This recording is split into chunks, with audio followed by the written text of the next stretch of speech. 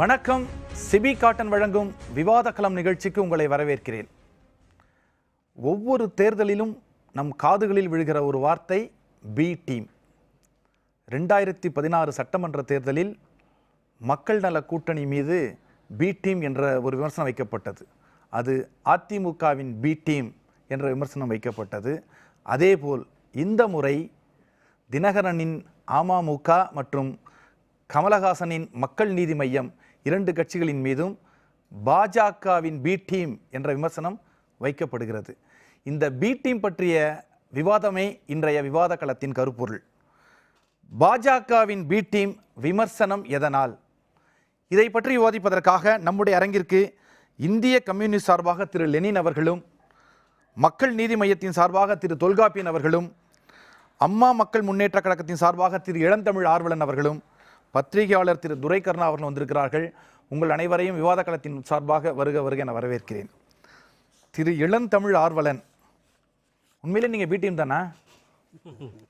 இது பி டீம்னு பேர் வைக்கிறது யாருன்னு பார்த்தீங்கன்னா, தோல்வி பயத்தில் பதற்றத்தில் இருக்கக்கூடியவர்கள் தோல்விக்கான காரணத்தை கண்டுபிடிக்கணும்னு முன்னமே அவங்க உருவாக்கி வைக்கின்ற ஒரு பெயர். அது வார்த்தை விளையாடல். ஆமாம் ஆமாம். இல்லை, தோற்று போக போகிறோம்ன்றது அவங்களுக்கு உறுதியாயிடுச்சு. அதனால் யார் தங்களுடைய பிரதான எதிரியோ அவங்கள பார்த்து பி டீம்னு சொல்லுவாங்க. யாரை சொல்கிறீங்க நீங்கள்? எங்களை பி டீம்னு சொல்கிறவங்கள சொல்கிறேன் நான். யாரும் உங்களை சொல்கிறதா நினைக்கிறீங்க? எல்லாரும் எதிரணியில் இருக்கக்கூடியவர்கள், திராவிட முன்னேற்ற கழகம் அதனுடைய கூட்டணி கட்சியில் இருக்கக்கூடியவர்கள், திடீர்னு இவங்க பி டீம்னு. திராவிட முன்னேற்ற கழகம் இப்போ உங்கள் எதிரணி அதிமுக கூட உங்கள் எதிரணி தான். இல்லை, அதிமுக பிரதான எதிரி அதாவது இப்படி சொல்கிறது உண்டு. நாங்கள் முதல் எதிரி திமுக, மூல எதிரி மதவாத சக்திகளோடு யார் கைகோர்த்தாலும் அது எங்களுடைய மூல எதிரி. இதுதான் நம்மளுடைய அடிப்படையான கோட்பாடு. இவர்கள் சொல்லுகின்ற குற்றச்சாட்டு எப்படி இருக்குன்னு பார்த்தீங்கன்னா, பாரதிய ஜனதா கட்சியை எதிர்க்கிறோம்னு டெய்லி காலையில் எந்திரிச்சு அது ஒரு முழக்கமாக சொல்லணும்னு ஆசைப்படுறாங்க. யாருன்னா, எங்களுக்கு எதிராக இருப்பவர்கள், துரோகம் செய்தவர்கள் எல்லாருமே சேற்றை வாரி இறைக்க வேண்டும்ங்கிற நோக்கத்தோடு இந்த மாதிரி ஒரு விஷயத்த சொல்கிறாங்க. இன்றைக்கு சமகாலத்தில் தமிழ்நாட்டில் இருக்கக்கூடிய அரசியல் கட்சி தலைவர்களுள் பாரதிய ஜனதா கட்சியோடு என்னுடைய வாழ்நாள் இருக்கும் வரை அரசியல் ரீதியான உறவு கிடையாதுன்னு வெட்ட வெளிச்சமாக அறிவித்த ஒரே தலைவர் மக்கள் செல்வர் டிடிவி தினகரன் அவர்கள் தான். யாரும் சொல்லலை, அதில் உறுதியாக இருப்பார். நான் ஏன் அப்படி சொல்கிறேன்? வாக்காளர்களை பொறுத்த வரைக்கும் இளந்த ஆர்வலன், அரசியல் தலைவர்கள் எல்லாருமே சொல்கிற வார்த்தை ஒவ்வொரு எலெக்ஷன்லையும், யார் மேலே சத்தியம் பண்ணி சொல்கிறேன், ஜென்மத்துக்கும் கூட மாட்டேன், இப்படியெல்லாம் சொன்ன வார்த்தைகள் எங்களுக்கு அது பழக்கமான ஒன்று தானே எல்லாமே. அதனால் பெரிய இம்பார்ட்டன்ஸ் கொடுக்க முடியலையோ? அதை நான் ரெண்டு பிரிவான அதுக்கு பதில் சொல்ல விரும்புகிறேன். மக்கள் ஏன் இப்படி சலிச்சு போயிருக்காங்க அப்படின்னா, அதிமுக கூட்டணியை பொறுத்த அளவுக்கு தேமுதிகவுடைய அவங்க பிரேமலதா விஜயகாந்த் அவர்களாக இருந்தாலும் சரி, பாட்டாளி மக்கள் கட்சியை சேர்ந்த ராமதாஸ் அவர்களாக இருந்தாலும் சரி, அன்புமணி ராமதாஸ் இருந்தாலும் சரி, மானங்கெட்டவர்கள், ஈரமண்ணு, குனிஞ்சிக்கிட்டே போனோம், டயரை நக்க சொன்னால் நக்கணும்னு சொல்லி 10 நாளைக்கு முன்னாடி பேசிட்டு பிறகு போய் கூட்டணி சேருவது. அதே மாதிரி நாங்கள் தெய்வமாக மதிக்கின்ற இதய தெய்வம் புரட்சி தலைவி அம்மா அவர்கள் இன்றைக்கு உயிரோடு இருந்தால் ஜெயிலில் தான் இருக்கணும்னு சொல்லக்கூடிய ராம்தாஸ், பிரேமலதா விஜயகாந்த் கூட அதையே சொல்லியிருக்கிறாங்க. இந்த அளவுக்கு மோசமாக ஒருவரை சாடிக்கொண்டு, எப்படி பாரதிய ஜனதா 2 கழகங்களுக்கும் நாங்கள் கதவை திறந்தே வைத்திருக்கிறோம் என்று சொன்னபோது திராவிட முன்னேற்ற கழகம் வாய் மூடி மௌனியாக இருந்ததோ, அதே மாதிரி பாரதிய ஜனதா கட்சியினுடைய செய்தி தொடர்பாளர்கள் நான் நிறைய விவாதத்தில் சந்திச்சிருக்கேன். கழகங்கள் இல்லாத தமிழகம்னு ஒரு முழக்கத்தையே வச்சாங்க. இப்போ என்ன பாரதிய ஜனதா கட்சி அதிமுக கூட்டணி வச்சப்போ என்ன ஆச்சு? இந்த மாதிரி பொய்யும் புரட்டும் முன்னுக்கும் பின் முரணாக பேசுகின்ற அரசியல்வாதிகளை பார்த்து மக்கள் இதுக்கு முன்னாடி அரசியல்வாதிகள் எதுனாலும் சொல்லுவாங்கப்பா, அப்புறம் மாறி. நீங்கள் அப்படிப்பட்டவர். இந்த தேர்தலில் அம்மா மக்கள் முன்னேற்ற கழகம், மக்கள் செல்வர் டிடிவி தினகரன் அவர்கள் தலைமையில் ஒரு புதிய அரசியல் அத்தியாயத்தை தொடங்க போகின்றார்கள். மக்கள் ஒரு புதிய அரசியல் கணக்கை எழுத போகிறார்கள். இதில் பழைய இந்த வாக்கு வங்கி, சதவிகித கணக்கு, சவுத்து, நார்த்து, ஈஸ்ட்டு, வெஸ்ட்டு எல்லாத்தையும் தூக்கி எரிஞ்சு விட்டு ஒரு புதிய தலைமைக்கு மக்கள் தங்களை புதிய தலைமையை தங்களுக்கு தேர்ந்தெடுக்க வேண்டும் என்பதில் மிக உறுதியாக இருக்காங்க. நாங்கள் செல்லுகின்ற இடம் போகிறோம் அம்மா மக்கள் முன்னேற்ற இதே கழகத்துக்கு. தான் நீங்களும் சொன்னீங்க இளந்தமிழ். அதாவது எங்க கூட ஏகப்பட்ட பேர் கூட்டணிக்கு வரப்போறாங்க, அப்படி சொல்லலையே. அப்படியாக இப்படியாக நிறைய பேர் வரப்போறாங்க, பொறுத்திருந்து பாருங்கள் அப்படியெல்லாம் சொன்னீங்க. எதுவுமே சொல்லல. அது அது யாருமே வராதனுடைய இந்த விரக்தியின் வெளிப்பாடு தானே அதெல்லாம். பி டீம்னு சொல்ற அந்த விரக்தியின் வெளிப்பாடு இருக்கு பார்த்தீங்களா, அதே மாதிரி ஏகப்பட்ட பேர் வர்றாங்கன்னு சொன்னாங்களே, யாருமே உங்கள்கிட்டயே வரலையே அப்படின்றதெல்லாம் வந்து அந்த மாதிரி கட்டமைக்கப்பட. உங்க தலைவரே நிறைய டைம் சொல்லியிருக்காருல்ல, இல்ல, எங்களோட அதான் நிறைய பேர் இல்ல, பேசிட்டு let me இருக்காங்க. complete sir. Please complete. அதாவது எப்படி இதெல்லாம் கட்டமைக்கப்படுகின்ற எதிர்கருத்துகள். அவர் என்ன சொன்னார், நாங்கள் தேசிய கட்சிகளோடு கூட்டணி வைக்க மாட்டோம், சின்ன சின்ன கட்சிகள் பேசுகிறார்கள். யார் யார் பேசுகிறாங்க அப்படின்னா, அவங்க கேட்குற அந்த இடம், இத்தனை இடங்கள்ல பல்வேறு நிலைகளை தாண்டி நம்ம வரணும், அது நடக்காம சொல்ல வேண்டிய போகலாம். அவசியம் கிடையாது. அது சொல்லல. அரசியல், அது I agree with இதைத்தான் you. சொல்லியிருக்காரு தவிர எங்களுக்கு ஏகப்பட்ட கூட்டணிகள் வர்றாங்கன்னு இல்லை. இதுல முக்கியமா இந்த தேர்தலில் பார்க்க வேண்டியது, அம்மா மக்கள் முன்னேற்ற கழகம், மக்கள் செல்வர் டிடிவி தினகரன் யாரோடு கூட்டணி வைக்கவில்லை அப்படிங்கிறதான் நீங்க முக்கியமா பார்க்கணும். ஏன் தவிர்த்தாருங்கிறத இந்த தேர்தல் முடிவுக்கு பிறகு நடக்க போற அரசியலை பார்த்து உங்களுக்கு தெரியும். அதுதான் முக்கியம். யாரோடு யார் சேர்ந்து இருக்கிறார்கள். இதுல என்னமோ சொன்ன மாதிரி புலிக்கு பயந்தவெல்லாம் என் மேல வந்து படுத்துக்கோ என்றுதான் இன்றைக்கு கூட்டணி அமைந்திருக்கிறது. திராவிட முன்னேற்ற கழகம், இன்றைக்கு இந்த விமர்சனத்தை வைக்கக்கூடிய திராவிட முன்னேற்ற கழகம், 2 கழகங்களுக்கும் நாங்கள் கதவை திறந்து வைத்திருக்கிறோம் என்று சொன்ன போது இவர்கள் என்ன மறுப்பு தெரிவித்தார்கள்? அமைதியாக இருந்தார்கள்.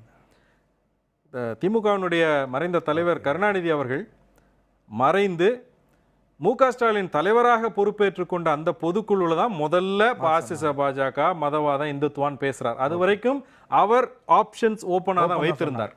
திரு லெனின், அதாவது போன முறை வந்து உங்கள் மீது இந்த விமர்சனம் வைக்கப்பட்டது, அதிமுகவின் பி டீம் நீங்கன்னாங்க.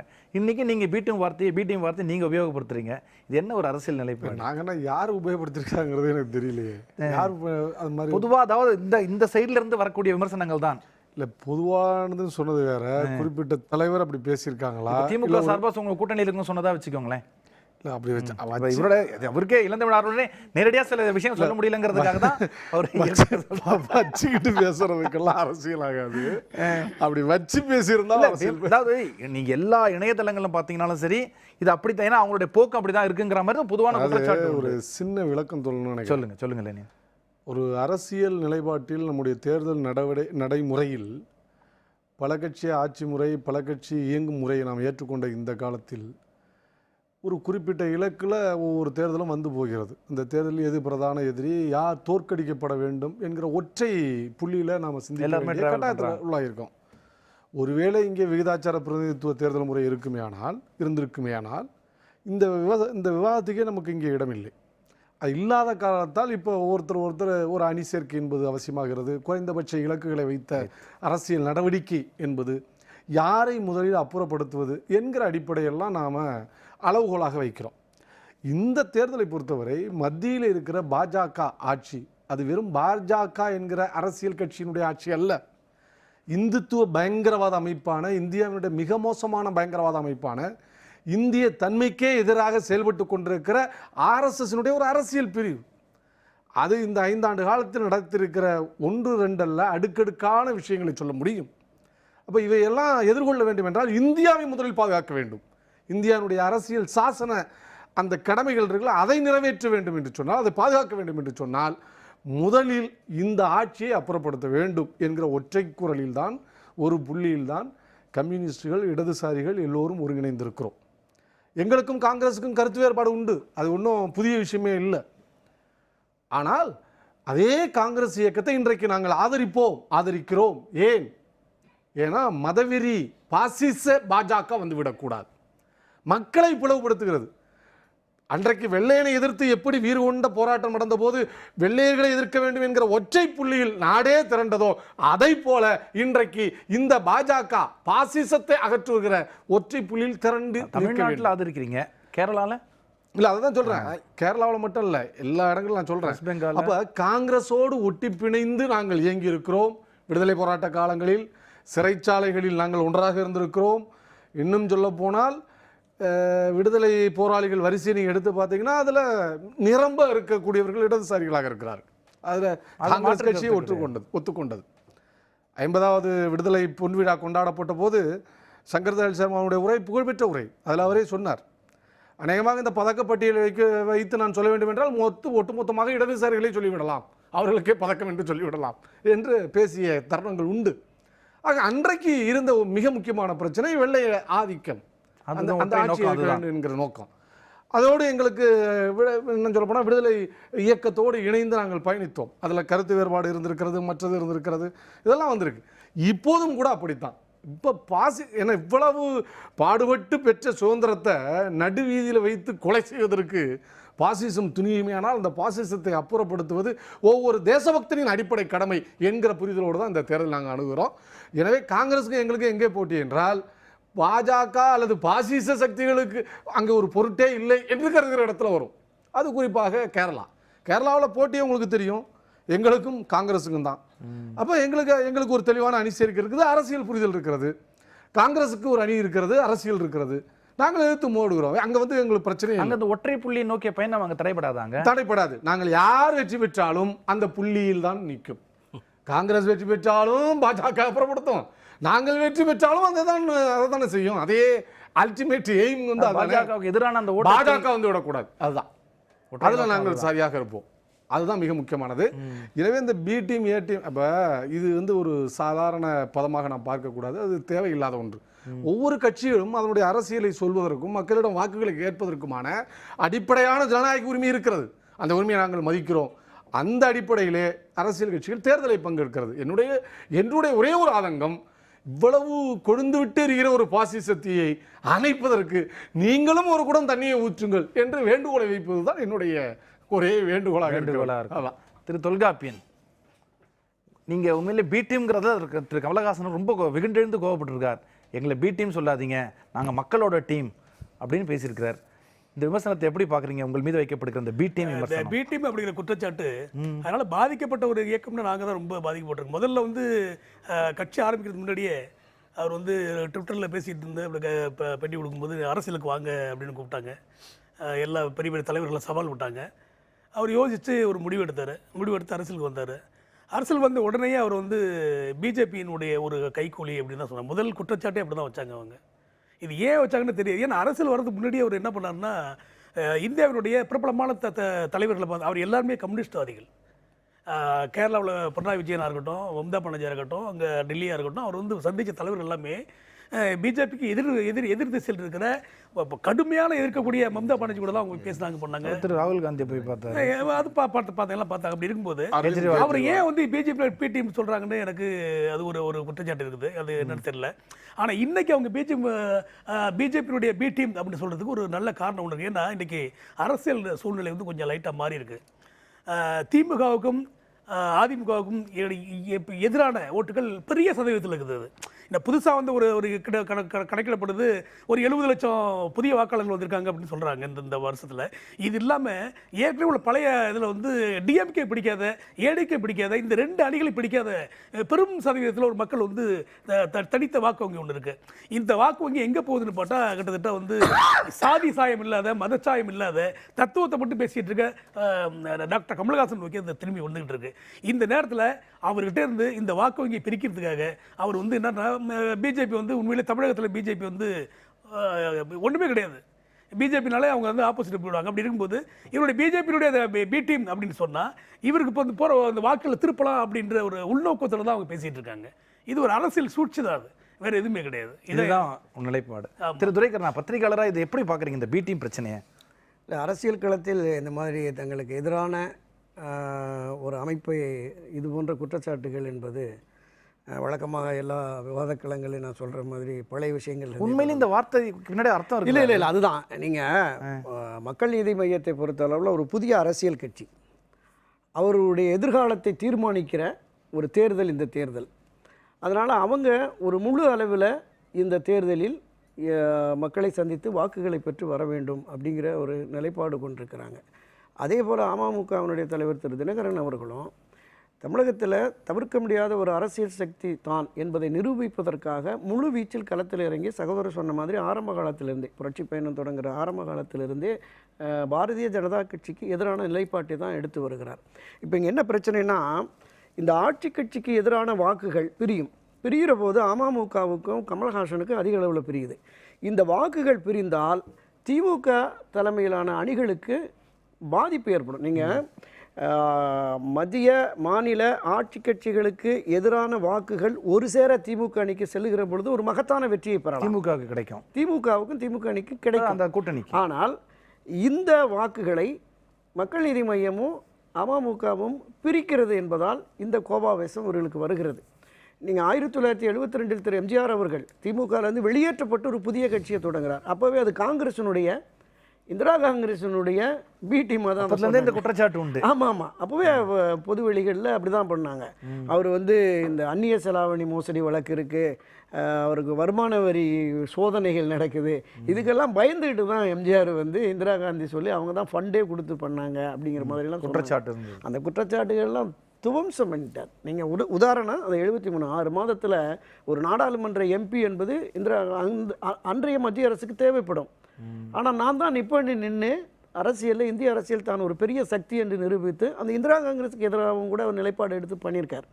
ஆக அரசியல் களத்தில் இப்படி புதிதாக வருகிறவர்கள் இவர்களை பிரதான கட்சிகள் தங்களுக்கான வாக்கு வங்கிகளை இவர்கள் சிதறடிக்கிறார்களே என்ற ஆத்திரத்திலும் கோபத்திலும் பி டீம்ங்கிற அந்த அதை பயன்படுத்துகிறாங்க, அந்த சொல்லாடல். ஆமாம் ஆமாம், அதனால தான் அவங்க இருக்குது. ஆனால் இப்போ இருக்கிற இந்த 2 பி டீம் என்று விமர்சிக்கப்படுகிற அமமுகவும் தினகரனுமே பாரதிய ஜனதா கட்சி மீது ஒரு கடுமையான விமர்சன கருத்துக்களை தான் வச்சுக்கிட்டு இருக்காங்க. அவங்க ஒன்றும் ஆதரவு நிலைப்பாட்டில் இருக்கிற மாதிரி தெரியலை.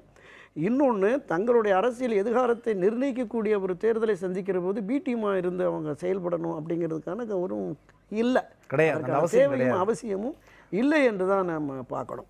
நீங்கள் ஒவ்வொரு முறையுமே இது போன்ற நிலை, அதாவது பிரதான அரசியல் கட்சியாக இருக்கிற திராவிட முன்னேற்ற கழகமும் அதிமுக, ஆமாம், இந்த 2 கட்சிகளுமே ஒரு நேரடி போட்டி வருகிற பொழுது வெற்றி இவங்களுக்கு அதிகமாக இருக்கும். இந்த இடைத்தரகர்களாக வந்து வாக்குகளை வாக்குகளை பிரிப்பதால் அந்த பி டீம்ங்கிற குற்றச்சாட்டு இருக்கிறதா நான் பார்க்குறேன். தொடர்ந்து பேசுவோம். ஒரு சிறிய இடைவேளைக்கு பிறகு விவாதக்களம் மீண்டும் தொடரும்.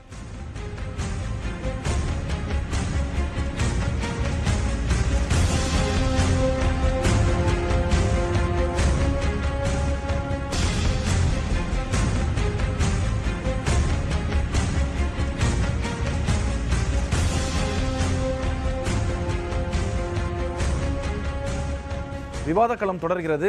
திரு லெனின், திரு துரைக்கருணா சொன்னது மாதிரி ஆட்சி கட்சிக்கு எதிரான வாக்குகளை இவர்கள் பிரிப்பதால் தான் இந்த குற்றச்சாட்டுங்கிறார். அப்படி ஒரு நிலைப்பாடு இருக்குதா? அதாவது தினகரனும் கமலஹாசன் அவர்களும் அந்த வாக்கை பிரிப்பாங்களா? அப்படி பிரிக்கிறதா இருந்தால் அந்த அச்சம் இருக்கு அவங்க கூட்டணிக்கு? அச்சம் இல்லை. அதாவது இப்போ அதிமுக அந்த தலைமையில் இருக்கிற ஆட்சி என்பது ஒரு வலுவான அரசியல் அணி மாதிரியான ஒரு தோற்றத்தை காட்டியிருக்கிறதே தவிர அரித்மெட்டிக்கலி என்ன அரித்மெட்டிக்கலிங்கிற சொல்ல முடியாது. கூட்டணி வேணால் நீங்கள் சொல்லலாம், அந்த கட்சியே பிரச்சனைக்கு உள்ளாயிருக்கு. அப்போ அது வந்து ஒரு வலுவான ஆட்சி அப்படின்னு மரியாதைக்குரிய நம்ம மூத்த பத்திரிகையாளர் கருதுனால் அது எனக்கு அது ஏற்புடையதல்ல. எனவே அது ரொம்ப அதே நேரத்தில் நாங்கள் அப்படியே தள்ளிட்டு அலட்சியமாக இருந்து விட்டு நாங்கள் செஞ்சிடும் அப்படிங்கிறதுக்கும் நான் தயாராக இல்லை. முதல்ல மத்தியில் இருக்கிற ஆட்சிக்கு எதிர்நிலை தமிழ்நாடு இருக்கிறது, அது ஒவ்வொன்றாக தெரியும். அது நீட்டு தேர்வாக இருக்கலாம், உதய் மின் திட்டமாக இருக்கலாம், காவிரி தீர பிரச்சனையாக இருக்கலாம், ஸ்டெர்லைட்டாக இருக்கலாம், மீத்தேன் ஹைட்ரோ கார்பன் எடுக்கிற திட்டங்களாக இருக்கலாம். இது எல்லாவற்றிற்கும் ஒட்டுமொத்தமான எதிர்ப்பு, 8 வழி சாலை உட்பட எல்லாவற்றுக்கும் மக்கள் எதிர்ப்பு காட்டுகிற ஒரு விஷயம். எதிர்ப்பு காட்டுகிற ஒரு விஷயத்தில் அவங்க எதிரும் பெருமாக இருந்தவங்க ஒன்றா இருக்காங்க. அப்போ அதுதான் பிரச்சனை.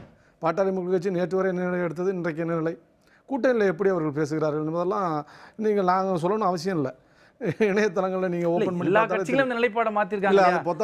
கொள்கை கூட்டணி வேற, தேர்தல் கூட்டணி வேற, எல்லா கட்சிக்கும் அப்படி சொல்ல முடியாது. பேசுகிற போதே ஒரு கட்சி 2 கட்சி 2 தலைமைகளோட பேசுகிற கட்சியெல்லாம் இருக்குது. அதெல்லாம் வந்து பொத்தாம்போது சொல்ல முடியாது. அப்படியெல்லாம் பேசுகிறது அரசியல் நல்ல விஷயமும் அல்ல. அதை நாம் எதிர்காலத்தில் அதை கடைபிடிக்க வைப்பதும் சரியான அணுகுமுறையாக. மினிஸ்டே வந்து பார்த்தீங்கன்னா 2016 மக்கள் நல கூட்டணியை ஆரம்பிக்கும் பொழுது நீ என்ன சொன்னீங்க, கழகங்களே இருக்கக்கூடாதுன்ற ஒரு கோஷத்தை வச்சிங்க.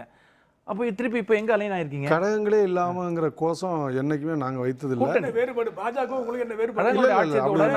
அப்படி ஒரு கோஷம் வைத்து தான் நீங்கள் காட்டினீங்கன்னா நான் ஒத்துக்கிறேன்.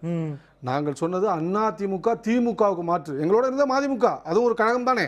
தேசிய இந்த இருதுருவ இல்ல தேசிய முற்போக்கு கூட்டணி, தேசிய முற்போக்கு திராவிடர் கழகம், நான் சொல்லுறேன் இருதுருவ அரசியல், எய்தர் திமுக அதிமுக, இந்த இருதுருவ அரசியல் இருக்க கூடாது அப்படின்னு சொன்ன நீங்க இன்னைக்கு திமுக அலைன் பண்ணிருக்கீங்க இல்லையா? அதுதான் நான் சொல்ல வரேன். அதுதான் இந்த கொள்கை கூட்டணி வேறு, தேர்தல் கூட்டணி வேறு, எல்லா கட்சிக்கும் இயல்பு தானே. இல்ல அதாவது சொல்லுங்க, அன்னைக்கு நாங்க பார்த்தது வந்து சட்டமன்ற தேர்தல்.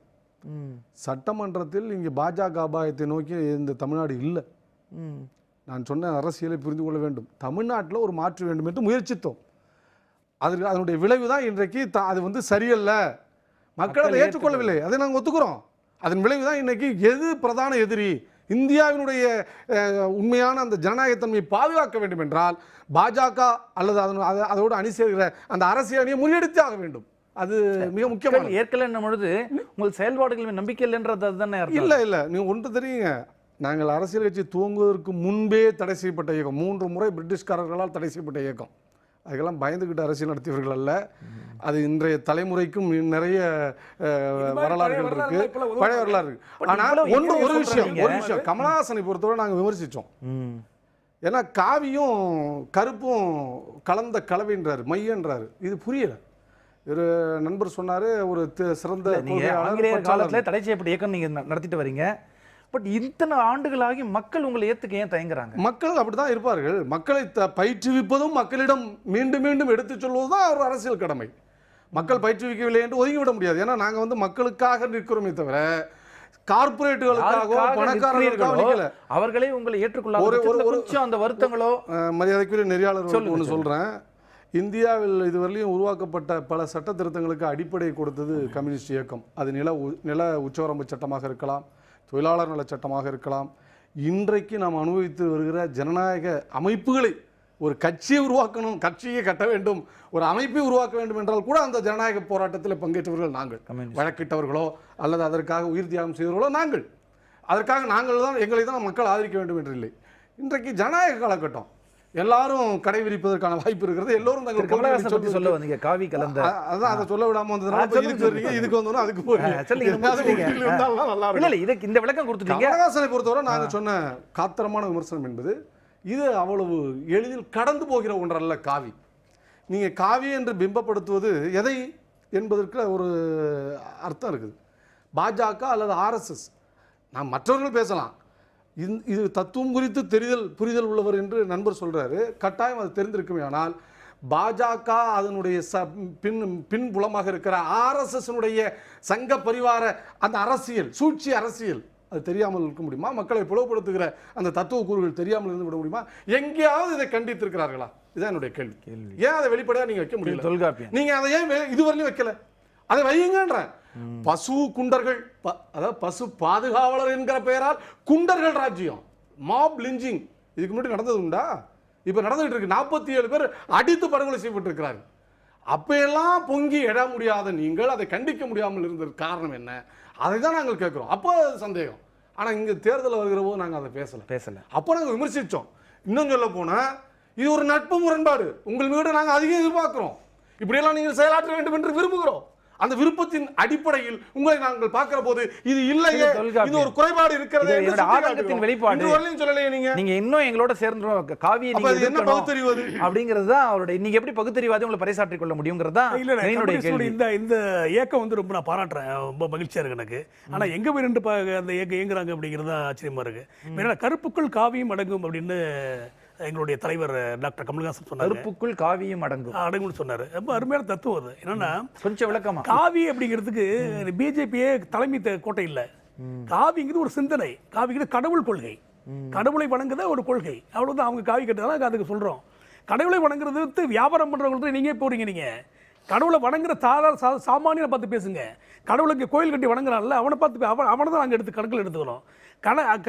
காவி அது என்னது கருப்புக்குள் காவி அப்படிங்கிறது? நான் வந்து கடவுள் இல்லை அப்படிங்கிற முடிவில் உள்ளவன். எங்களுடைய இயக்க தலைமை டாக்டர் கமலஹாசன் அவர்களும் கடவுள் இல்லை அப்படிங்கிறத அந்த திரைப்படம் மூலமாக பல்வேறு ஆங்கில சொல்லி அது பிரபலமான ஒன்றா இருக்கு. ஆனா இல்லன்னு சொல்லல, இருந்தா சந்தோஷமா இருக்கும். அதான் அர்த்தம். இல்லையே அவரு. நான் கேட்கிற கடவுள் வாங்குற கடவுள் இல்லைங்க. ஏன்னா கடவுள் இல்லாத இடத்துல தான் கடவுளை கூப்பிட முடியும். இங்க கடவுள் இல்லைன்னு நான் நினைக்கிறதுனால கடவுளை வாயேன் அப்படின்னு சொல்றோம். ஸோ நீங்கள் இல்லாத கடவுள் இருக்கான்னு சொல்கிறீங்க. பட் என்ன கருப்புக்குள் காவியம் அடங்கும் அப்படின்னாக்க, நான் வந்து கடவுள் இல்லைங்கிறேன். என்னுடைய உறவினன் சொந்தக்காரன் ஒருத்தன் வந்து பயங்கர விபூதி பூசிட்டு கோயில் அப்படியே அடியே கணக்குறான். அதுக்காக அரசியலேருந்து அவனை அப்புறப்படுத்த முடியுமா? 2 பேரும் அரசியல் ஒன்றா வச்சு பார்க்கணும். இதுதான் அவர் சொல்ல, இதுதான் மையம் கருத்து, சென்ட்ரஸ் கருத்து அதுதான். அவன் என்ன செய்யறாங்க யாருன்னு முக்கியம் இல்லை.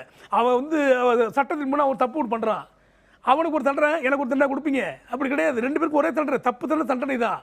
எனக்கு என்னன்னாக்க கருப்புக்குள் காவியம் விளங்குற தத்துவம் எப்படின்னாக்க, உங்களுடைய இந்த சிந்தனை தான் வந்து மக்களுக்கு புரியாம இந்த குழப்பமா இருக்கிறதுனால தான் உங்களை பிடிஎம்ன்ற குற்றச்சாட்டு உங்க மீது இல்ல அதான் ஒரு எதையுமே ஒரு ஸ்ட்ரைட்டா காரணம் என்னன்னா அடிப்படை அறிவு உங்க கட்சியோட நோக்கமும் சரி, உங்க தலைவருடைய வார்த்தைகளும் சரி, தமிழ்ல தான் நம்ம பேசுறோம். ஒரு சாதாரண தமிழ்ல பேசினா பாமரன் அவன் தான் ஓட்டு போட போறான், அவனுக்கு புரியுற மாதிரி நீங்க பேசலாம். சொல்றேன், ஒரு நல்ல கற்றறிந்த எங்க தலைவர் வந்து நல்ல கற்றறிந்த மேதை. அவருடைய மொழி வந்து கவிதை மொழி.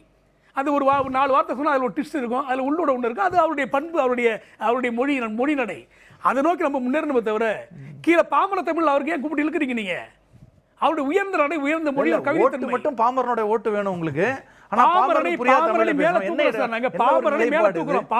மொழி அடிப்படையிலும் சரி, உணர்வு அடிப்படையிலையும் கருத்தில் அடிப்படையிலும் மேல கொண்டு வரதுக்கு தான் நாங்க முயற்சி பண்றோம். நான் என்ன மாதிரி சட்டம் போடணும், நான் மேல நல்ல சட்டம் போடணும். அது மாதிரி எங்க தலைவர் பேசுற மொழிங்கிறது அருமையான அற்புதமான மொழி, கவிதை. அவர் எல்லாம் கவிதை தான் பேசுவாரு. அது பிடிச்ச கவிதைங்கிறதுனால உங்களுக்கு புரியல நீங்க சொல்றீங்க. அதனால இந்த கருப்புக்குள்ள இந்த கொஞ்சம் இன்னும் எக்ஸ்பிளைன் முடிச்சிருங்க. இல்ல அது என்னன்னா, என்னுடைய உறவினர் வந்து சாமியை கும்பிடுறான், அது காவி சிந்தனை உள்ளவன் இருக்கான். அதனால என்கிட்ட அவனை விளக்க வேண்டிய அவசியம் விளக்க வைக்க முடியல, எல்லாம் முடியாது. அதனால சேர்ந்து தான் அரசியல் பண்ணணும், சேர்ந்து தான் வாழணும். இதுதான் கருப்புக்குள் காவியம் அடங்குங்கிற அந்த அதுதான். இது ஏன் அவங்களுக்கு புரிய மாட்டேங்குது நான் கேட்குறேன். எங்களுக்கு புரியறதுக்கு இவ்வளோ பேர் விளக்கம் தேவைப்படுது. இல்லை, அதில் ரொம்ப தவறானது. அதாவது காவியினுடைய வரலாறு பறித்து கொள்ளப்பட்ட ஒரு நிறம். அது பௌத்த மதத்தினுடைய அடையாளம். காவி அதை சரியாக புரிந்து கொள்ள வேண்டும். பௌத்த மதத்தின் அடையாளத்தை அழிப்பதற்காக அன்றைக்கு இருந்த இந்துத்துவாவினுடைய மூலோர்கள் இருக்காங்கல்ல, மத வெறியர்கள், ஆரிய இந்துத்துவ வெறியர்கள், அவர்கள் பிடுங்கி கொண்ட ஒரு நிறமே தவிர இந்து மதத்தில் எங்கேயுமே காவிகர நிறம் என்பது இல்லை. அதான் உண்மை. அப்போ அப்படி பிடுங்கி கொண்ட ஒரு நிறத்தையே நீங்கள் அவங்களுக்காக சூட்டிட முடியாது. இரண்டாவது மிகப்பெரிய உண்மை நான் ஒன்று சொல்ல விரும்புகிறேன். இந்த தமிழ்நாடு இருக்க இது காவிக்கு எதிரானது. அதனால தான் நம்ம வாடிய பெயரை கண்ட போதெல்லாம் வாடிய வள்ளலார் வெள்ளை ஆடை தரித்தார். நீங்க இங்க திருவள்ளூர் எடுத்து பாருங்க, பசுபோல் போர்த்திய புலி. நீங்க தமிழ்நாடு தான். நீங்க அப்ப அன்றைக்கும் எதிர்த்து நின்றது நான் தான். ஆன்மீகத்திலே நீங்க பாத்தீங்கன்னா சாதிக்கு எதிராக திரண்டது இங்கே தான். இன்னும் சொல்ல போனால் நம்முடைய மாபெரும் ஞானிகள் சித்தர்கள் இருந்தாங்களே, சாதிக்கு எதிரான சாதி தீ மூட்டுவோம், சாதி பிரிவினிலே தீயை மூட்டுவோம் என்று பாடியவர்கள். எனவே அதை எதிர்த்து நின்றவர்கள். அந்த பின்புலம் நமக்கானது. அப்படி வர்ற போது அந்த காவி எப்படி கருப்புக்குள் அடங்காது? எனவே நிச்சயமாக இது பொருந்தாத ஒரு வார்த்தை. இது நிச்சயமாக நீங்க 1000 பொழிப்புரைகள் ஏற்றலாம், மக்கள் புரிந்து கொண்டிருக்கிறார்கள், நாங்களும் அதை புரிந்து கொண்டிருக்கிறோம். எனவேதான் கருப்புக்குள் காவி அடங்காது, அது கருப்புக்கு எதிரானது. கருப்புக்கு தாமரை இலையிலே தண்ணீர் ஒட்டாது என்பதை போல இது இருக்கிறதே தவிர நிச்சயமாக காவி அடங்கவே அடங்காது. கருப்புக்குள் காவி அடங்கக்கூடாதுன்னா கொஞ்சம் டைம் கொடு ப்ளீஸ். கருப்புக்குள் காவி அடங்கக்கூடாதுன்னா இங்க பக்கத்து வீட்டுல இருந்து சாமி கும்பிடுறாங்க, அவனை முதல்ல ஒழிச்சு கட்டணும். நீங்க அதை விட்டு நீங்க வேற அடையாளம். அது இந்து மக்களினுடைய பொது அடையாளம் அல்ல, இந்துத்துவ பயங்கரவாதியினுடைய அடையாளம் அது. எனவேதான் அதை நாங்கள் எதிர்க்கிறோம். கல்வியை காவிமயமாக்குறோம், அரசை காவிமயமாக்காதுங்கிறோம், நீதித்துறையை காவிமயமாக்காது என்று சொல்கிறோம். என்றால் நீங்கள் சொல்கிற பக்தர்கள் அல்ல. ஆன்மீகத்திற்கும் இந்துத்துவத்திற்கும் தொடர்பே இல்லை. ஆன்மீகத்தை அற்ற, இன்னும் சொல்ல போனா ஒரு அடாவடித்தனம் தான், அடாவடி அரசியல் தான் இந்துத்துவா, ஒரு வெறி கூச்சல். அதை நீங்கள் காவிக்குள் கொள்ளவே மாட்டேன். அதுதான் யார் அச்சப்படுகிறார்கள், ஒரு எங்களை அச்சப்படுகிறார்கள் யார் குறிப்பா நீங்க சொல்றீங்க? யார் அதிகம் அச்சப்படுகிறது உங்களை பார்த்து? திமுகவா அதிமுகவா? திமுக, அதிமுக, பிஜேபி எல்லாரும், அதாவது 2 அணியாக நிற்கக்கூடிய அந்த அணியில் இருக்கக்கூடியவர்கள் எல்லாருமே ஓட்டை பிரிச்சுருவாங்கன்னு பேசுறதுல எந்த அர்த்தமும் இல்லை. முதல்ல ஒரு வகையில் 2 பேருமே ஒத்துக்கிறாங்க, நீங்க ஓட்டை பிரிக்கிறது உண்மைங்கிறது இல்லை ஒத்துக்கிறாங்கல்ல. அவங்க அப்படி கற்பனை பண்ணிக்கிறாங்க. நான் சொல்ல வர்றது என்னன்னு கேட்டிங்கன்னா, முதல் விஷயம், பாரதிய ஜனதா கட்சியினுடைய பி டீமாக இருந்து நாங்கள் அகில இந்திய அளவில் என்ன செய்ய போகிறோம்? எங்களுடைய இருப்பு என்பது பர்டைனிங் டு தமிழ்நாடு இல்லை, முடிச்சிடுறேன். அப்படின்னா பர்டைனிங் டு கேரளா சிபிஎம் பிஜேபியோடைய பி டீம். ஏன்னு கேட்டிங்கன்னா, ராகுல் காந்தியை தோற்படிப்போம்னு அவங்க சொல்கிறதுனால. மம்தா பானர்ஜிகிட்ட என்ன நிலைமை? மம்தா பானர்ஜியை காங்கிரஸ் எதுக்குறாங்க, காங்கிரஸ் வந்து கம்யூனிஸ்ட் எதுக்குறாங்க, கம்யூனிஸ்ட்டை மம்தா பானர்ஜி எதுக்குறாங்க. யாருக்கு பி டீம்? அப்போ கொச்சைப்படுத்த வேண்டும், சிறுமைப்படுத்த வேண்டும், இந்த நோக்கத்தில் சொல்கிறது. பாரதிய ஜனதா கட்சியுடைய பி டீமாக நாங்கள் இருக்கோம்னு சொன்னால், நாங்கள் பி டீமாக இருந்திருந்தால், அவர்கள் போடுகின்ற தாளத்திற்கு நாங்கள் தலையசித்திருந்தால், இந்த 2 வருஷமாக இவ்வளோ பிரச்சனை இல்லையா? ஆட்சி எங்கள் கையில். டிடிவி தினகரன் அவர்கள் முதலமைச்சர். பாரதிய ஜனதா கட்சிக்கு நாங்கள் தலையாட்டி இருந்தால் சரி, அதாவது வார்த்தை அலங்காரமாக கொடிக்கு கருப்பு கொடி காட்டக்கூடாது, அவர் நம்ம தேசத்தின் பிரதமர்னு அப்படி நல்ல அழகான வார்த்தைகள்லாம் சொன்னீங்க. நீங்க உண்மைதான், இது உங்க சந்தேகத்தில் வைத்ததுங்க காரணம். அதனால இப்ப இவ்வளவு சொல்லி நீங்க அவங்க ஏன் உங்களை ஏத்துக்கலப்ப? புரியல. இல்ல, அதாவது மோடியை வந்து எல்லாருமே கருப்பு கொடி காமிச்சு கோ பேக் சொல்லும் பொழுது உங்கள் தலைவர் கண்டு எதிர்த்தாங்க. இது சரியல்ல, நாட்டினுடைய பிரதமர் அவர் கருப்பு கொடி காட்டக்கூடாதுன்னு சொன்னார். உண்மைதான். அதுதான் அதுல உள்ள அடிப்படையான தத்துவம். ஒவ்வொருத்தரும் ஒவ்வொரு விதமான போராட்ட வடிவத்தை கையில் எடுப்பாங்க. நீங்க வந்து திமுக எடுக்கிற போராட்ட வடிவம் இல்ல திமுக அணியில் இருக்கக்கூடியவர்கள் இடதுசாரிகள் எடுக்கக்கூடிய போராட்ட வடிவத்தை தான் நாங்களும் எடுக்கணும்னு சொல்லி எங்கிட்ட திணிக்க முடியல. எல்லாரும் தெரிஞ்ச விஷயம் தான். பாஜக வந்து உங்கள் மீது இவ்வளவு கடுமையான பிரச்சனை வைக்கும் போது கூட நீங்க ரொம்ப சாஃப்டா ஹேண்டில் பண்ணீங்க. அது தேவையில்லைன்னு நினைக்கிறோம். போராட்ட வடிவத்தை தீர்மானிக்க வேண்டியது எங்களுடைய தலைமை. நீங்க இன்னொருத்தருடைய வடிவத்தை தான் நாங்க பண்ணணும், அதுதான் பேட்டன் ரைட்னீங்கன்னா அதுவே பாசிசம். அதுவும் பாசிசம். நீங்க என்னுடைய ஒவ்வொரு எழுத்தையும் நீங்க நோட் பண்ணிக்கிடுங்க. ஒன்னு விட்டீங்கனாலும் அது அர்த்தம் வேற ஆயிடும். பாரதிய ஜனதா கட்சி தொடக்கத்தில் இருந்து கடந்த 2 ஆண்டு காலமாக இந்த பாரதிய ஜனதா கட்சியினுடைய எந்த ஒரு மக்கள் விரோத பாசிச முயற்சியையும் மக்கள் செல்வர் டிடிவி தினகரன் அவர்கள் எதிர்த்தே வந்திருக்கிறார். அதை வந்து அரசியல் தளத்தில் இருக்கக்கூடியவர்கள் பார்க்கவில்லை என்றால் அதுக்கு நாங்கள் பொறுப்பாக முடியாது. இதை புரிந்து கொள்ள வேண்டிய மக்கள் நல்லா புரிஞ்சிட்டு இருக்கிறாங்க. எங்களுக்கு எவ்வளவு சோதனைகளை ஏற்படுத்தினார்கள். நாங்கள் எங்களுடைய பொதுச் செயலாளர் இருக்கக்கூடிய தியாகத்தலைவர் சின்னம்மா அவர்களே முதலமைச்சராக தேர்வு செய்து கடிதத்தை கொண்டு கொடுத்தது இந்திய வரலாற்றிலேயே ஒரு கவர்னர் ஒரு மாநிலத்தை விட்டு ஓடி போய் ஒளிந்து கொண்ட கதையை நாம் பார்த்துருக்கிறோமா? நீங்கள் கட்சியை உடைக்கிறீர்கள்.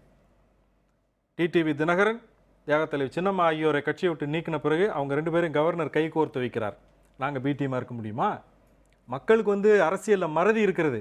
ஆனால் இன்னைக்கு இந்த 2 வருஷத்தில் இதய தெய்வம் புரட்சி தலைவி அம்மா அவர்களுடைய மறைவுக்கு பிறகு பாரதிய ஜனதா கட்சி வந்து அதிகார துஷ்பிரயோகம் செய்து இங்கே செய்திருக்கக்கூடிய அராஜகத்தை ஒரு துளி கூட மக்கள் மறக்க தயாராகல. ஆனால் ஏனோ எதிரணியில் இருக்கிறவங்களும் மறக்கிறார்கள்.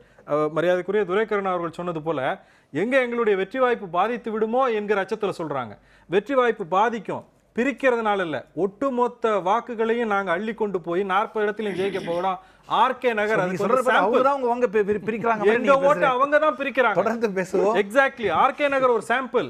நாங்க பிரிக்கிறவர்களா இருந்தா திமுக தான் நாங்க ஜெயிச்சிருக்கணும்.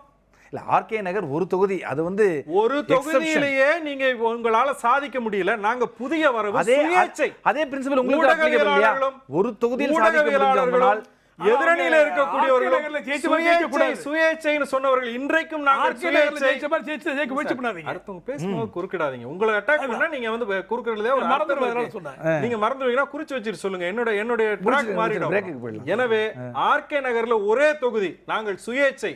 மத்திய பாரதிய ஜனதா கட்சி அதிமுக பக்கம் சின்னத்தையும் கொடுத்து அதிகார துஷ்பிரயோகத்துக்கு அவங்களுக்கு இடம் கொடுத்து திமுக அங்க வலுவா இருக்கக்கூடிய கட்சி, இதே எல்லா அணிகளும் 10 அணி அங்க 10 கட்சிகள் சேர்ந்த கூட்டணி இருந்தோம், டெபாசிட் இழந்தது என்று சொன்னால் மக்களுடைய நாடி துடிப்பு அது. அதை புரிந்து கொள்வதற்கு எதிரணியில் இருக்கிறவர்கள் மறந்தார்கள் என்றால் அதற்கான விடையை மக்கள் இந்த தேர்தலில் கொடுப்பாங்க. தொடர்ந்து பேசுவோம்.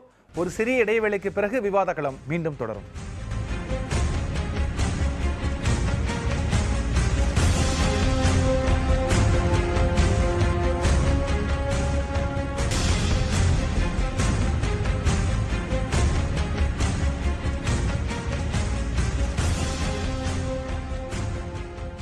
விவாத களம் தொடர்கிறது. திரு துரைக்கண்ணா, இளந்தமிழ் ஆர்வலனுடைய வார்த்தை பார்த்தீங்கன்னா, நாங்கள் யாரையும் வாக்கு பிரிக்க போகிறதில்ல, 40 தொகுதி நாங்கள் தான் ஜெயிக்க போகிறோம், எங்களுடைய வாக்கு தான் அவங்க பிரிக்க போகிறாங்கன்றது அதீத நம்பிக்கையின் வெளிப்பாடா? அது எப்படி பார்க்குறீங்க?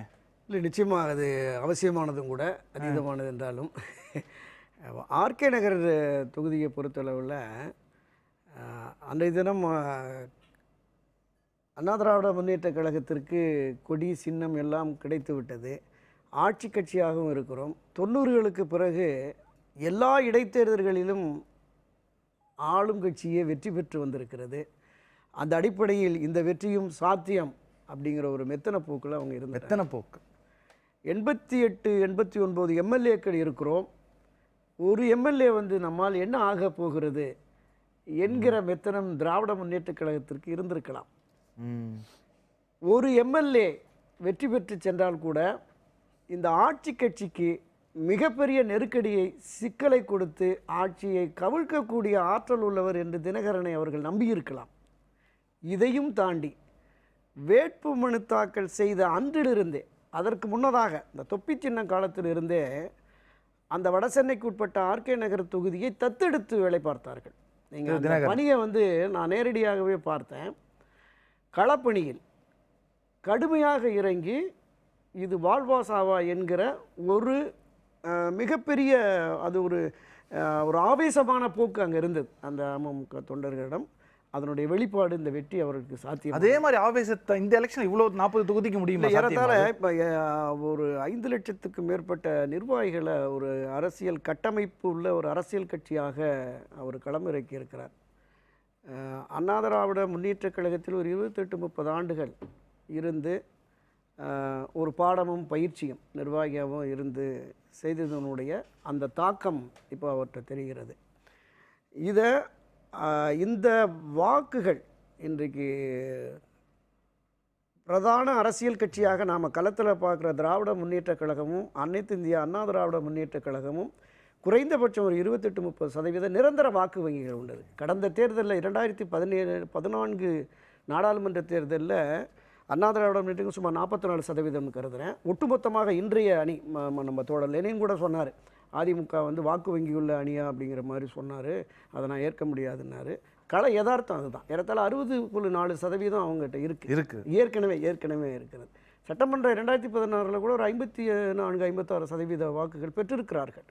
நீங்கள் குறைந்தபட்சமாக எடுத்துக்கொண்டாலும் ஒரு வாக்கு சதவீதம் அப்படியே தான் இருக்குமா? இல்லை, மாறும். நீங்கள் எப்போ மாறும்னா, ஒரு அரசியல் கட்சி ஆட்சி கட்சி மீதான மக்களின் அதிருப்தி, அந்த அதிருப்தி கடும் கோபமாக ஆத்திரமாக மாறுகிற பொழுது ஆட்சி மாற்ற நிச்சயம், எதிர்க்கட்சிகள் வாய்ப்பு. அதை தான் நம்ம கடந்த சட்டமன்ற தேர்தலில் கூட 89, 90, 91, 96, 96, 2001, 2001 ஆட்சி மாற்றம் இருந்துக்கிட்டே இருந்தது. மக்களுடைய அதிருப்தியும் கோபமும் வந்துகிட்டே இருந்தது. இப்போ அப்படிப்பட்ட ஒரு நிலைப்பாடு இருக்கிறதாங்கிறது. இன்னொன்று, நாம் இந்த அரசியல் கட்சிகளுடைய இது என்னென்னா, திமுக அதிமுக 2 பேருக்குமே ஒரு மிகப்பெரிய சவாலான தேர்தலாக இருக்குது. ஏன்னா 2 ஆளுமை மிக்க தலைவர்கள் இல்லாமல் சந்திக்கிறாங்க. மரியாதைக்குரிய திரு கருணாநிதி மறைவுக்கு பிறகு தலைமை பொறுப்பேற்று இருக்கிற திரு ஸ்டாலின் சந்திக்கிற முதல் பொது தேர்தல். அவர் தன்னுடைய வலிமையை, கட்சியினுடைய வலிமையை காட்டியாக வேண்டும். அந்த தொண்டர்களும் களப்பணியில் நிச்சயமாக இளந்தமிழ் ஆர்வனுடைய வார்த்தை அதுதான். இந்த வாக்கு சதவீதம்லாம் இந்த எலெக்ஷனில் எடுபடாதது. இது முற்றிலும் வித்தியாசமான எலெக்ஷன். இது இல்லை, நீங்கள் ஒரு கட்சியினுடைய உறுப்பினர், நீங்கள் அதிருப்தி ஏற்படுகிற போது அந்த உறுப்பினர்களும் ஆதரவாளரும் கூட மாற்றி வாக்களிக்கலாம். அதுதான் நான் சொன்ன அந்த உதாரணம். ஆனால் இன்றைய நிலை, அந்த தலைமை தங்களை ஆளுமை மிக்க கட்டி ஆண்ட தலைமை இல்லாத நிலையில் கட்சியினுடைய வலிமையை அவர்கள் காட்டியாக வேண்டும். அந்த நிலைப்பாடு தான் இப்போ 2 கட்சிகளுக்குமே இருக்கு. அப்படி வருகிற பொழுது அவங்களால அதிகபட்சம் எவ்வளவு வாக்குகளை பெற்று எத்தனை இடங்களை பெற்று அங்கே டெல்லிக்கு போக முடியும். ஆர்கே நகரில் தினகரன் எப்படி உழைத்தாரோ அதே அதீத வேகத்தோடு திமுக நிச்சயமாக உழைப்பார்கள் நம்பிக்கை இருக்கு. திரு லெனின், அதாவது கமலஹாசன் சொல்லியிருக்கிறார், சேராத இடம் சேர்ந்த இடதுசாரிகள் உங்களை சொல்லியிருக்கிறார். இந்த கூற்றை எப்படி பார்க்குறீங்க? அவர் சொல்லலாம், அது அவருடைய உங்களோட சேரணும்னு ஆசைப்பட்டவர், அது கிடைக்காத இந்த வார்த்தைகளால ஜெனரலாக இடதுசாரி சிந்தனை உடையவர் தான் அவர் இல்லையா? உடையவர் தான் இல்லையான்னு நீங்களே ஒரு சந்தேகத்தில் பொதுவாக அவருடைய சித்தாந்தங்கள் அப்படி நான் என்னோட சந்தேகத்தை தான் உங்ககிட்ட இல்லை அப்படின்னா இடதுசாரி கட்சிகள் அந்த கொள்கைகளோடு இருந்து இயங்க வேண்டியதானே. நீங்க எப்போ கருப்புக்கும் காவிக்கும் மையம் அது ரெண்டும்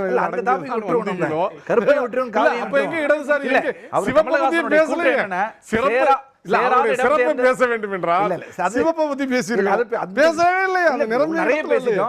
கமலஹாசன் இந்த கூற்று இல்ல. என்னுடைய கேள்வி, பெரியார் கூட கருப்பை தான் கொடிக்க வைத்தார், ஆனா ரவுண்ட்ல உள்ளுக்குள்ள ஒரு சிவப்பு வைத்தார். என்னுடைய விருப்பம் கருப்பு மெல்ல மெல்ல மறைந்து முழுவதும் சிவப்பு தான் வியாபிக்க வேண்டும் என்று விரும்பினார். அந்த கருப்பை தான் பெரியார் விரும்பினார். அதுதான் தேவை. ஆனா இவரு காவியை அதுக்குள்ள கொண்டு வைக்கிறார். அப்ப மெல்ல மெல்ல காவியை பரவ வேண்டும் என்று விரும்புகிறார். அவங்க எங்க இடதுசாரிகளுக்கு இருக்கு. அவருடைய பகுத்தறிவு தன்மையை நாங்கள் பாராட்டுகிறோம். அவருடைய மெல்ல ஒரு நல்ல மெல்ல சிறந்த காவி- கலைஞன், மெல்ல மெல்ல ஒரு காவி சிறந்த கரைந்து கலைஞன், வரலாறு திரைக்கலைஞன் ஆசைப்பட்டிருக்கலாம் இல்லையா? எங்களுக்கு அதுல வந்து மாற்று கருத்து இல்ல, நாங்கள் பாராட்டுகிறோம், உச்சி மோகுகிறோம். ஆனா அதே நேரத்துல அரசியல் பற்றி நீங்கள் பேசுகிற போது இடதுசாரிகள் நாங்கள் என்ன அனுபவம் இல்லாதவர்களா? இந்த தேர்தல் நீங்கள் கடந்து போகிற ஒரு விஷயம் அல்ல. அது இந்தியாவினுடைய எதிர்காலம் குறித்த, இந்திய மக்களின் ஒற்றுமை குறித்த மாபெரும் சேர வேண்டிய இடம் தான் நீங்க கேள்வி. சேர்ந்திருக்கிறதப்ப. நிச்சயமாக அதுதான் நீங்க, அதாவது அரசியலுக்காக கொள்கை எடுக்கக்கூடியவர்கள் இல்லை இடதுசாரிகள். எங்களுடைய அகில இந்திய மாநாட்டிலே நாங்கள் தீர்மானித்திருக்கிறோம். அதுதான் அரசியல் வடிவு. மற்றவர்கள் அரசியல் முடிவு எடுத்துவிட்டு அதுதான் கட்சி முடிவு என்பார்கள். நாங்கள் கட்சியின் முடிவாக எடுத்துவிட்டு அதுதான் தேர்தல் அரசியலுடைய முடிவாக, அதனுடைய வழியாக நாங்கள் காட்டியிருக்கிறோம். அப்போ நீங்கள் இதையெல்லாம் புரிந்து கொள்ள வேண்டும் நான் நினைக்கிறேன். அப்போ அதை ஒட்டி நீங்கள் பார்க்க வேண்டும். இன்னொன்று நண்பர் பேசினார், ஆர்கே நகர் இடைத்தேர்தல். ஆர்கே நகர் இடைத்தேர்தலை பற்றி நம்ம மூத்த பத்திரிகையாளர்னு சொல்லிட்டார். இடைத்தேர்தல் எப்படி வரும்? இதே அதிமுக டெபாசிட் இழந்த ஒரு தொகுதி அடுத்த தேர்தலில் வெற்றி பெறுகிறது பெண்ணாகரம். முதலமைச்சராக இருந்த மரியாதைக்குரிய செல்வி ஜெயலலிதா அவர்களே தோற்று போயிருக்கிறார். அப்போ ஒரு இடைத்தேர்தலோ அல்லது ஒரு தேர்தலோ என்பது இடைத்தேர்தல் பொது தேர்தலை தீர்மானிக்க நிச்சயமாக தீர்மானிக்காது. இரண்டாவது மிக முக்கியமான ஒரு விஷயத்தை சொல்கிறேன். எங்களுக்கு ஒன்றும் ஒரு பெரிய மாற்று இதெல்லாம் இல்லை. அதாவது நீங்கள் வளர வேண்டும், நீங்கள் அது உங்களுடைய அரசியல் நீங்கள் செய்யுங்கள், எங்களுக்கு ஒன்றும் இல்லை. ஆனால் இன்றைக்கு இருக்கிற சூழலில் ஒரு பாஜக, அதே போல் மாநிலத்தில் இருக்கிற அண்ணா திராவிட முன்னேற்ற கழகத்தில் தலைமையிலான ஆட்சி, இது இரண்டுக்கும் எதிரான மக்கள் மனநிலை இருக்கிற போது அதை நாங்கள் ஒரு அரசியல் ரீதியாக ஒருங்கிணைக்க விரும்புகிறோம். இதில் வந்து அவர் நம்ம மூத்த பத்திரிகை சொன்ன மாதிரி வெறும் அரித்மேட்டிக் அல்ல, இங்கே கெமிஸ்ட்ரி வேலை செய்கிறது என்று நான் சொல்கிறேன். அதற்கான மிகப்பெரியது இருக்குது, ரியாக்ஷன்ஸ். வெயிட் பண்ணி பார்ப்போம். அப்ப நீங்க ஏன் அமைச்சர்கள் போய் இன்னைக்கு வாக்கு சேகரிக்கிற இடங்கள்ல மக்கள் எதிர்கொள்கிற விதங்கள் பாருங்கள். அந்த ரியாக்ஷன் இருக்குல்ல, அந்த வேதி வினை எங்களுக்கு உகந்ததாக இருக்கிறது. நிச்சயம் மக்கள் அதை உணர்கிறார்கள் என்று என்னுடைய கேள்வி என்னன்னா, நீங்கள் பாஜகவை தான் எதிர்க்க வேண்டும், கம்யூனிஸ்ட் எதிர்க்க வேண்டிய அவசியம் என்ன? சேராத இடம்னு சொல்ல வேண்டிய அவசியம் கமலஹாசன் ஏன் ஏற்பட்டது? இல்லை, எங்களுக்கு வந்து ஊழல் செய்யக்கூடிய இந்த மாதிரி சேருவதற்கே அவருக்கு இடம் இல்ல. எல்லா கட்சிகளும் பாஜக தான் எதிர்க்கணும் அப்படின்னு எந்த நிர்பந்தம் கிடையாது. எல்லா கட்சிகளுமே எதிர்க்கிறோம், எல்லா கட்சியும் நாங்க எதிர்க்கிறோம். நீங்க பர்டிகுலர் பண்ணாதீங்க. இளம் தமிழ் சொன்ன மாதிரி அதுவும் பாசிசம், இவரை எதிர்த்து ஆகணும்னு சொல்றது பாசிசம் தானே? அப்படி கிடையாது. நாங்க எங்க அவர் இன்னைக்கு ரீசெண்டா சொல்லியிருக்காரு. அவர் இப்ப எலெக்ஷன் வந்து ரீசெண்டா ஆட்சியில் இருப்பவர்களை அகற்றுவதற்காக தான் எலெக்ஷன் நம்ம சொல்ல முடியுது. அப்ப அவங்க எதிர்த்து தான் நீங்க குரல் கொடுக்கணும். நாங்க அரசியல் நிக்கிறது தானே, அரசியல் நிக்கிறது அவங்க எதுக்கு எதிர்க்கிறது தானே, அவங்களை எதிர்த்து தானே நின்னுட்டு இருக்கோம். இதோட வேற என்ன பண்ணுங்கறீங்க? கம்யூனிஸ்ட் மேல நீங்க காட்டினது பரிவா கோபமா, சேர்ந்தார்கள் அப்படிங்கிறது வருத்தமா, நாங்க வந்து இல்ல சேக்கலையேன்ற விரக்தியா? எங்கள் தலைவர் வந்து அவதூறு அரசியல் பண்றது இல்லைங்க, அரசியல் பண்றாரு. தன்னுடையதா சொல்லிட்டு இருக்காரு. நான் தன்னை வந்து மக்களை கொண்டு வராரு, அரசியல் வந்து மக்களை சந்திக்கிறாரு. தன்னுடைய நான் என்ன செய்ய போறேன், என்னுடைய கொள்கைகள் என்ன, கோட்பாடுகள் என்ன, நீங்க ஏன் என்ன நம்பணும், எதுக்கு நீங்க எனக்கு ஓட்டு போடணும் சொல்ல வர்றாரு. அவ்வளவுதான். இதை பர்டிகுலர் ஒரு மனிதரை பிடிச்சி இவர் அவதூறு பண்ணிட்டு அவசியம் இல்ல, அவசியம் இல்ல. இல்ல அப்படியே இருக்கட்டும், பொருந்தும் அவர் போடுற ஆணைக்கெல்லாம். நீங்க அப்படி சொல்ல அரசியல் அப்படி அல்ல.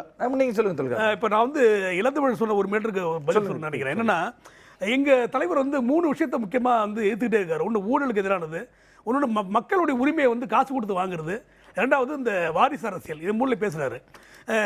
இப்போ நண்பர் வந்து ஆர்கே நகர் வந்து வெற்றி பற்றி குறிப்பிடும்போது எனக்கு வந்து அதிர்ச்சியாக இருக்குது. மறுபடியும் அந்த மாதிரி வெற்றியை நீங்கள் முயற்சி பண்ணாதீங்க நான் சொல்ல விரும்புகிறேன்.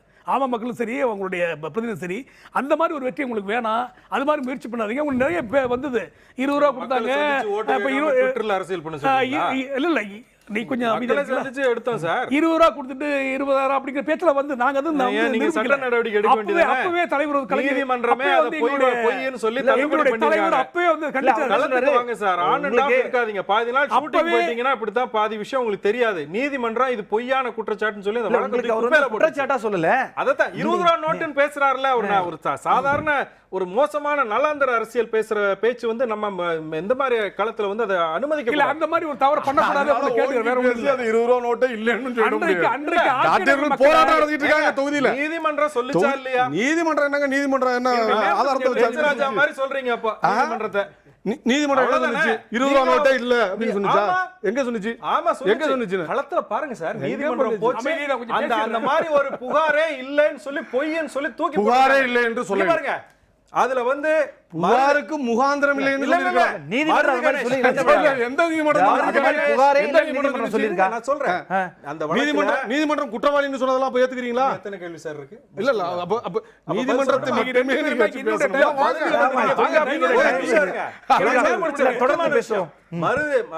மருது கணேசனுக்கும் நம்ம மதுசூதனனுக்கும் அங்க வந்து நோட்டீஸ் கொடுக்கப்பட்டு அவர்கள் 2 பேருமே வந்து அங்க சொல்லல. இது முறை இவங்க திமுகவோட அணி தானே, இவங்க சொல்லல, திமுக கேட்க வேண்டியதானே. யாருமே வந்து அந்த குற்றச்சாட்டை நிறுவனத்துக்கான எந்த தரவும் தரல, காவல்துறை தரல, தேர்தல் ஆணையம் தரல, அந்த வழக்கு தள்ளுபடி செய்யப்பட்டிருக்கு. இவங்க அரசியலுக்காக என்ன வேணா பேசிட்டே இருப்பாங்களா? இதுக்கு தான் மக்கள் நல்ல பதிலடி கொடுக்க போறாங்க. உங்களுக்கு எல்லாம் நல்ல பதிலடி கொடுக்க போறாங்க. நீங்க ஒரே இடசாரி தொடர்ந்து பேசுவோம். ஒரு சிறிய இடைவெளிக்கு பிறகு விவாதக்களம் மீண்டும் தொடரும். தொடர்ந்து பேசுவோம். இளந்திராவிடர் தொடர்ந்து பேசுவோம்.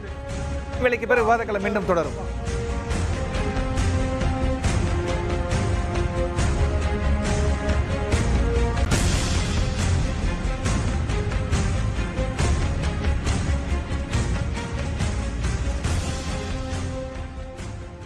விவாதக்களம் தொடர்கிறது. லெனின் இறுதி வாதம். ஒரே நிமிஷம் முத்தாய்ப்பாக ஒரு வார்த்தை. முத்தாய்ப்பா ஒரு வார்த்தை சொல்லுங்க. அதாவது இந்த தேர்தல் பாஜக மாநிலத்தில் அதிமுக தலைமையிலான ஒரு அடாவடி ஆட்சி, மக்கள் விரோத ஆட்சி, இது வீட்டுக்கு அனுப்பப்பட வேண்டும் என்கிற ஒற்றை புள்ளி நடக்கிறது. எனவே அந்த அடிப்படையில் பார்க்குற போது திராவிட முன்னேற்றக் கழகம், இடதுசாரிகள், காங்கிரஸ் பேர் இயக்கம், ஏன்னா மத்தியில் இருக்கிற ஒரு இந்திய தன்மை என்று வருகிற போது இவற்றையெல்லாம் இணைத்த இந்த மதச்சார்பற்ற அணி மகத்தான வெற்றி பெற்றாக வேண்டும். ஏன்னா நீங்கள் இடைத்தேர்தலை கதையோ மற்ற கதைகளோ இங்கே பேச முடியாது. மக்கள் காத்திரமாக செயல்பட்டு கொண்டிருக்கிறார்கள். ஏன்னா ஆத்திரத்தோடு இருக்கிறார்கள். அடுக்கடுக்கான மிக மோசமான அடக்குமுறையை கையாண்ட ஆட்சி இது. எனவே அதற்கான நேரடி விளைவு இந்த ஆட்சி அகற்றப்பட வேண்டும் ஒற்றை புள்ளி. எனவே நிச்சயமாக மதச்சார்பற்ற அணி மகத்தான வெற்றி நம்பிக்கையோடு இருக்கிறீர்கள். நிச்சயமா இன்றைக்கு அரசியல் நிலை மாறிக்கிட்டு இருக்கு. அந்த காட்சிகள், அரசியல் களத்தினுடைய காட்சிகள் மாறிக்கிட்டு இருக்கு. பருவநிலை மாறிக்கிட்டு இருக்கு. எங்களுடைய தலைவரை நோக்கி தமிழகம் திரண்டு வந்துகிட்டு இருக்கு. இதை பொறுக்க முடியாதவர்கள் பாஜகவின் பிடிஎம் அப்படிங்கிறத உரத்து பேசிட்டு இருக்காங்க. அதை நாங்கள் வன்மையாக கண்டிக்கிறோம். மிக கடுமையான அதிகார துஷ்பிரயோகத்தை பயன்படுத்தி பாரதிய ஜனதா கட்சியும் சரி, இங்கே ஆளுகின்ற அதிமுகவும் சரி, அது வந்து இன்கம் டேக்ஸ் ரெய்டாக இருந்தாலும் சரி, தொப்பி சின்னம், குக்கர் சின்னம் எல்லாத்தையும் மறுத்துட்டு இன்றைக்கு எங்களோடு போட்டியிடக்கூடிய பெரும்பாலான வேட்பாளர்கள் அதே பெயரில் முன்னுக்கும் பின்னுக்கும் அதிமுக காரங்க போட்டு தொப்பியும் கொடுத்து, கீழே குக்கரை கொடுத்து, அதுக்கு மேலே தொலைக்காட்சி பெட்டியை கொடுத்து, இதுக்கு கீழே சூட்கேஸ் பெட்டியை கொடுத்து, இதுக்கு எலெக்ஷன் கமிஷனுக்கு அந்த ஒரே பேரில் சின்னங்களை சேர்த்து கொடுப்பதற்கான வேலை செய்யக்கூடியவர்களே. எங்களை பார்த்து பி டீம்னு சொல்றவர்கள் பூனை கண்ணை மூடிக்கிட்டு உலக நாங்கள் பாரதிய ஜனதா கட்சியோட இணக்கமாக போயிருக்க வேண்டும் சொன்னால் இவ்வளவு துன்பங்களையும் நாங்கள் அனுபவிச்சிருக்கோம். நாங்கள் எதிர்த்து பேசுவதனால் அது ஒக்கி புயலாக இருந்தாலும் சரி, கஜா புயலாக இருந்தாலும் சரி, மக்களுக்காக வேலை செஞ்சிருக்கிறோம். ஸ்டெர்லைட், நீட்டு போன்ற எல்லா எதிர்ப்புலையும் மிக தீவிரமாக இருந்திருக்கிறோம். அதனாலதான் எங்களுக்கு 2 வருஷம் பயணத்தில் டிடிவி தினகரன் அவர்கள் செல்லுகின்ற இடமெல்லாம் மக்கள் ஆதரித்து இருக்கிறார்கள். இன்றைக்கு அமைச்சர்களும் முதலமைச்சர்களும் செருப்பு கூட முதலமைச்சருடைய வேன்ல வந்து விழுகிற அளவுக்கு மோசமான வரவேற்பை பெற்றிருக்கிறார்கள். தேர்தல் நாங்கள் தான் தமிழகத்தினுடைய முழு நம்பிக்கை என்பதை சுருக்கமாக மத்தியில் ஆட்சி மாற்றத்தை கொண்டு வருவோம் என்கிற காங்கிரஸ் தலைமையிலான கூட்டணி கடந்த 50-60 ஆண்டுகாலமாக ஆட்சி நடத்தியிருக்கிறார்கள். மாநிலத்தில் ஆட்சி மாற்றத்தை கொண்டு வருவோம் என்று பேசுகிற திராவிட முன்னேற்றக் கழகம் 5 முறை இந்த மாநிலத்தை ஆண்டு இருக்கிறது. எல்லா அரசியல் கட்சிகளுக்குமே சித்தாந்தம், கொள்கை, தத்துவம் எல்லாம் தனித்தனியாக இருக்கிறது. தேர்தல் என்று வந்துவிட்டால் அதை எல்லாவற்றையும் ஒத்தி வைத்துவிட்டு வெற்றி ஒன்றே குறிக்கோள் என்று இணைந்திருக்கிறார்கள். இவர்களை மக்கள் எப்படி பார்த்து தேர்ந்தெடுக்கிறார்கள் என்பதை இந்த 18ஆம் தேதி உண்மையான பி டீம் தேர்தல் ஆணையம் தான் பாஜகவுக்கு. நண்பர்களே, விவாதம் நிறைவுற்றது. யார் ஏ டீம், யார் பி டீம் என்பதை எம் டீம் ஆகிய மக்கள் டீம் முடிவு செய்யட்டும். அதுவரை நாம் பொறுத்திருப்போம். வந்திருந்த பெருமக்கள் அனைவருக்கும் விவாத களத்தின் சார்பாக நெஞ்சார்ந்த நன்றியும் வணக்கமும். மற்றொரு விவாத களத்தில் சந்திப்போம். நன்றி, வணக்கம்.